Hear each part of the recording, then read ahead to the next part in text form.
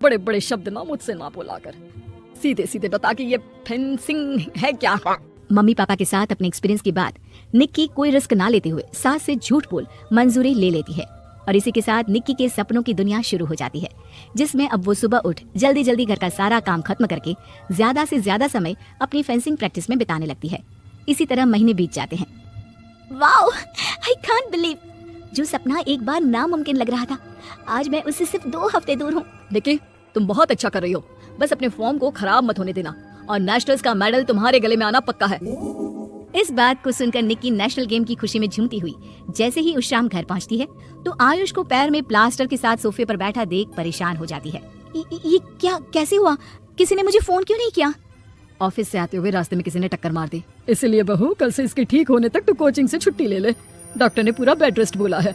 पति की हालत और सास की बात से हैरान परेशान निक्की आगे कुछ बोले बिना अपने कमरे में चली जाती है। अब मैं क्या करूंगी? दोनों तरफ मेरी जिम्मेदारी है, अगर एक भी पूरी नहीं की तो लाइफ में दोबारा सुकून की सांस नहीं ले पाऊंगी। सच बता दूं क्या? नहीं, अगर इन्होंने भी घर में कैद कर लिया तो बचा कुचा मौका भी खो दूंगी। भगवान, आपने मुझे कहाँ फंसा दिया। मन ही मन ये सब सोचते हुए निक्की घर के काम और पति की सेवा में लग जाती है। इसी तरह एक हफ्ता बीत जाता है। बहुत सोचने के बाद भी जब कोई दूसरा रास्ता नहीं दिखता तो निक्की सबको फेंसिंग की सच्चाई बताने का फैसला करती है और सास और पति के पास आती है। मम्मी, आयुष, मुझे आप दोनों से एक बात करनी है। तुम्हें भी मम्मी की तरह गैस हो गई है क्या? तू भी बूढ़ी औरत की मजाक उड़ा ले। एक दिन जब तेरे बच्चे तेरा मजाक उड़ाएंगे ना तो मैं भी उनके साथ बैठकर हंसूंगी। घर का ये हंसता खेलता माहौल देखकर निक्की आगे कुछ बोल ही नहीं पाती। तभी गोलियां चलने की आवाज सुनकर सब डर जाते हैं और कुछ आतंकवादी घर में घुसकर सबको बाहर निकाल देते हैं, जहां उनके एरिया के बाकी सब लोग भी इकट्ठा होते हैं। ये किसी भी तरह के होशियारी नहीं करेगा, हमें बस कुछ समय के लिए चुप रहने की जगह चाहिए, इसलिए अगर तमीज में रहोगे तो जिंदा बच जाओगे, और अगर मरने का ज्यादा मन हो तो अपना सीआईडी वाला दिमाग चला सकते हो। डर की वजह से कोई इसके आगे कुछ नहीं बोलता। कुछ घंटे इसी तरह आतंकवादियों की कैद में बैठे रहने के बाद निक्की की सास गुस्से में चिल्लाने लगती है। और तुम कल मुंहों को आम लोगों को परेशान करने के अलावा और कुछ नहीं आता क्या? मैं कहती हूँ, अरे एक एक को मेरी बद्दुआ लगेगी, कोई जिंदा नहीं बचेगा। ये अब क्या करियो मम्मी? सॉरी, वो परेशान हो गई इसलिए कुछ भी बोल दिया। प्लीज इन्हें छोड़ दीजिए, आप कुछ नहीं बोलेंगी। अरे तू डरपोक की तरह इनसे माफी मांग रहा है, कुछ तो अपने पापा के गुण ले लेता। अगर आज वो यहाँ होते तो इतनी देर में सबका गला काट चुके होते। क्या मतलब? नहीं मम्मी, प्लीज दोबारा वही सब शुरू मत करना।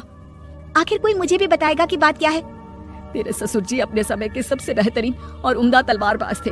कोई कितनी भी बड़ी बंदूक या कितने भी ज्यादा हथियारों के साथ उनके सामने क्यों ना आ जाए, सबको एक एक करके चित कर देते थे। वाह, ससुर जी और क्या क्या करते थे? निक्की का इंटरेस्ट देख सास उसे ससुर जी और उनकी तलवारबाजी की कहानियां सुनाने लगती है, जिन्हें बहुत देर तक सुनने के बाद अपने आप को रोक ना पाते हुए निक्की आखिर उनसे तलवार के बारे में पूछ ही लेती है। मम्मी जी, क्या पापा जी की वो तलवार आज भी आपके पास है? अरे इन्होंने अपने बेटे से ज्यादा उस तलवार से प्यार किया है तो फेंक कैसे देती, संदूक में संभाल कर रखी है। आयुष की बात सुन निक्की की आंखें चमक उठती है और वो सब कुछ भूल तलवार निकालने की बात कर बैठती है, जिसे सुन बाकी दोनों की आंखें फट जाती है। क्या बोला? जरा फिर से बोल। क्या कहानियां सुनकर तुम भी अपने आप को झांसी की रानी समझने लगी? यही समझ लो कि तुमने झांसी की रानी के साथ ही शादी की है। ओ मोहतरमा, जरा सपनों की दुनिया से बाहर निकल आओ और शांति से बैठ जाओ, आई बड़ी झांसी की रानी बनेगी। माहौल की गंभीरता और सास आयुष का रिएक्शन देख निक्की के पास उन्हें सच्चाई बताने के अलावा और कोई ऑप्शन नहीं बचता, इसलिए वो बिना कुछ सोचे समझे और देर किए उन्हें पूरी सच्चाई बता देती है, जिसे सुन दोनों भौंचक्के रह जाते हैं। और इसी के साथ अगले हफ्ते मुझे नेशनल्स खेलने का भी मौका मिला है, भरोसा कीजिए मैं कर सकती हूँ। निक्की की बातों से अभी तक सदमे में बैठे आयुष और सास उनकी तबीयत खराब होने का बहाना बनाते हैं और दवाइयाँ लाने के बहाने घर के अंदर जाने की बात करते हैं, जिस पर एक आतंकवादी भी उनके साथ घर के अंदर जाता है। निक्की दवाइयाँ लेने के बाद बाथरूम का बहाना बनाकर सास के कमरे में पहुंच जाती है। अब क्या बाथरूम भी साथ चलोगे? यही कमरे में रुको, 5 मिनट में बाहर नहीं आई तो अंदर आकर सारी गालियां सिर में उतार दूंगा। निक्की बाथरूम के अंदर चली जाती है। अब क्या करूं? तलवार कैसे निकालूं? मुझे किसी भी तरह इससे छुटकारा पाना होगा। सोच निक्की, जल्दी कुछ सोच।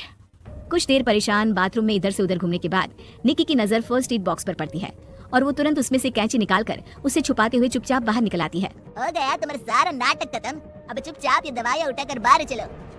ऐसा बोलकर जैसे ही आतंकवादी मुड़ता है, निक्की तुरंत उसकी गर्दन पर कैंची से वार कर देती है और उसकी बंदूक हाथ में लिए संदूक से तलवार निकालने लगती है, जिसकी कुछ देर बाद वो घर के पीछे वाली खिड़की से बाहर निकलकर छुपकर एक एक करके सब आतंकवादियों पर वार करके उन्हें घायल कर देती है। अब सारे पब्लिक की कैद में आ जाते हैं। ये सब देखकर आयुष और सास के साथ सारे लोग दंग रह जाते हैं। सास का सर गर्व से ऊंचा हो जाता है। मेरी बहू सिर्फ नेशनल्स नहीं इंटरनेशनल भी खेलेगी।